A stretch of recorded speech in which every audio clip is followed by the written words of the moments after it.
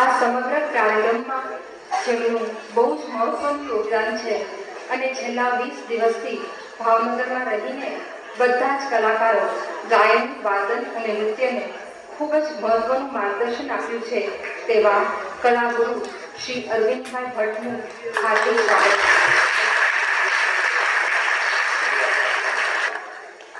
ભાવનગર કદાચ તેમના નામથી પરિચિત ન હોય, પણ તેમના વિશે જો કહું તો કલાકો નીકળી જાય એટલા તેમના અચીવમેન્ટ્સ છે. તેમ છતાં એટલું જરૂર કહીશ કે આટલા મોટા ગજાના કલાકાર હોવા છતાં તેઓ ખૂબ જ વિનમ્ર છે. શ્રી અરવિંદભાઈ ભટ્ટ સંગીતનું પ્રાથમિક શિક્ષણ તેમના પિતા ગુરુ પંડિત લક્ષ્મીનારાયણ ભટ્ટ પાસેથી મેળવ્યું. માત્ર 11 વર્ષની નાની વયે તેમને ઠુમરી ગાયકીની તાલીમ ભારતના ખ્યાતનામ તજજ્ઞ પંડિત શ્રી બિરજુ મહારાજ પાસેથી મેળવી. તેમને ભારતના ખ્યાતનામ કલાકારો, સંગીત તજજ્ઞો જેવા કે કપિલ વત્સયમ, શ્રીમતી સુમિત્રા ચંદ્રામ, શ્રી કેશવ કોઠારી, પંડિત બિરજુ મહારાજ અને ભૂતપૂર્વ પ્રધાનમંત્રી શ્રીમતી ઇન્દિરા ગાંધી વગેરેની સમક્ષમાં અનેક કાર્યક્રમો આપ્યા. એટલે તમે કલ્પી શકો છો કે કેટલી નાની વયે તેઓ આવા ખ્યાતનામ તજજ્ઞો સામે રામાયણ ગાનની પ્રસ્તુતિ કરી. 1988થી તેઓ ગુજરાતમાં આવ્યા અને માંડવાની ગાયત્રી વિદ્યાલયમાં જે ટ્રાઇબલ બાળકો છે તેને તૈયાર કરીને અનેક કાર્યક્રમો આપ્યા.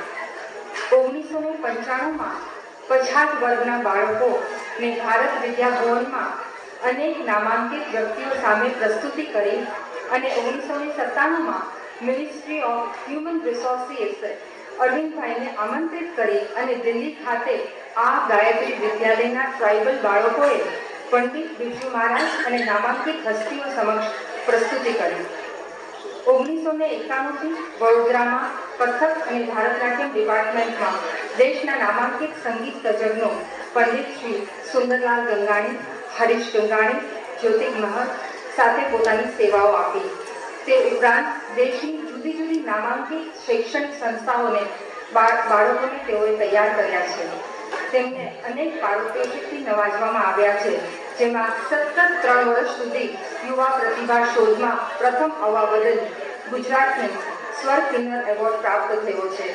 તેમને અનેક સુવર્ણ ચંદ્રકો અને રોકડ ઇનામો પણ પ્રાપ્ત થયા છે. સંગીતના બધા જ વાદ્યો હાર્મોનિયમ, મૃદંગ, તબલા, સિન્થેસાઇઝર વગેરેમાં નિપુણતા ધરાવે છે. તેઓએ અનેક સર્જનાત્મક રચનાઓ પણ કરી છે. તેમણે અનેક પ્રોજેક્ટો પર કામ કર્યું છે. તેમની અનેક સિદ્ધિઓ પણ ઉપલબ્ધ છે.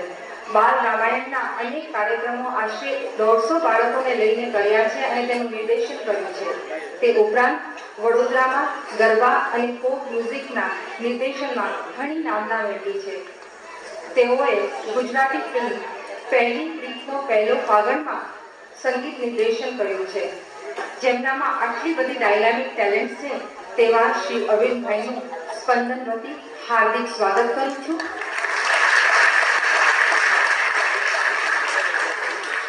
શ્રી મુકુંદભાઈ ગાંધીને વિનંતી કરીશ કે તેઓ અહીં આવી શાલ ઓઢાડીને અરવિંદભાઈ ભટ્ટનું સન્માન કરે.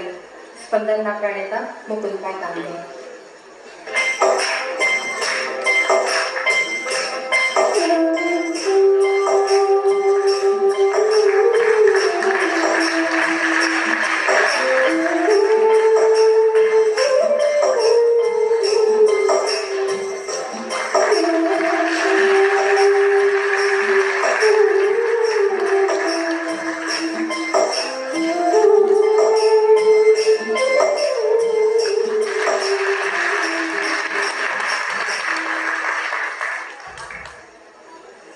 હું અરવિંદભાઈને વિનંતી કરીશ કે તેઓ પોતાનો કંઈક શબ્દો બોલે, પ્રતિભાવ આપે. नमस्कार. भावनगर में इस दिन से ही भावनगर शब्द भाव, नृत्य के भाव, संगीत में भाव, प्रस्तुति करने में भाव और फिर भावनगर,